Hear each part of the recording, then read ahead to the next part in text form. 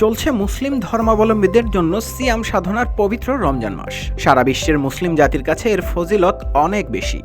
আর তাই তো এই মাসে অনেক মুসলিম খেলোয়াড় রোজা রেখেই খেলতে নামেন। খেলা চলাকালীন একটু বিরতি নিয়ে ছোট্ট পরিসরে ইফতার করেও রোজা ভাঙেন। স্প্যানিশ উদীয়মান তারকা লামিনে ইয়ামাল সেসব রোজাদার খেলোয়াড়দেরই একজন।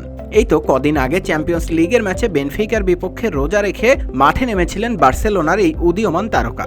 এরপর ইফতারের সময় হলে পানি পান করে রোজাও ভেঙেছেন। সামাজিক যোগাযোগ মাধ্যমে ছড়িয়ে পড়া সেই ছবি দেখে অনেকেই তার প্রশংসাও করেন। তরুণ ইয়ামাল এবার স্পেন জাতীয় দলেও রোজার আবহ নিয়ে এসেছেন। স্প্যানিশ ক্রীড়া দৈনিক মার্কা জানিয়েছে, দেশটির জাতীয় দলের হয়ে প্রথম মুসলিম ফুটবলার হিসেবে রোজা রেখে খেলবেন 17 বছর বয়সী এই উইঙ্গার। উয়েফা নেশনস লিগের কোয়ার্টার ফাইনালের প্রথম লেগ ও দ্বিতীয় লেগের ম্যাচকে সামনে রেখে এরই মধ্যে সতীর্থদের সঙ্গে অনুশীলনে করেছেন এই ফুটবলার।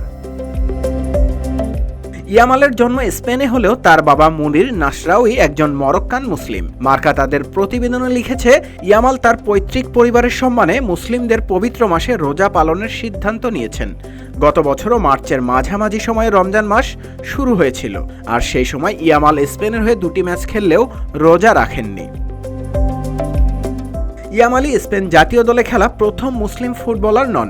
আদামা ট্রাওরে, আনসু ফাতি, মুনির এল হাদ্দাদিরাও ইসলাম ধর্মাবলম্বী। তবে ট্রাওরে ও ফাতি রমজান মাসে স্পেনের হয়ে কোনো ম্যাচ খেলেননি। এদিকে 2014 সালের সেপ্টেম্বরে স্পেনের হয়ে অভিষেক হয় মুনিরের।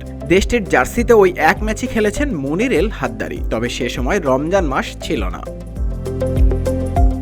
নিউজ ডেস্ক, রূপালী বাংলাদেশ।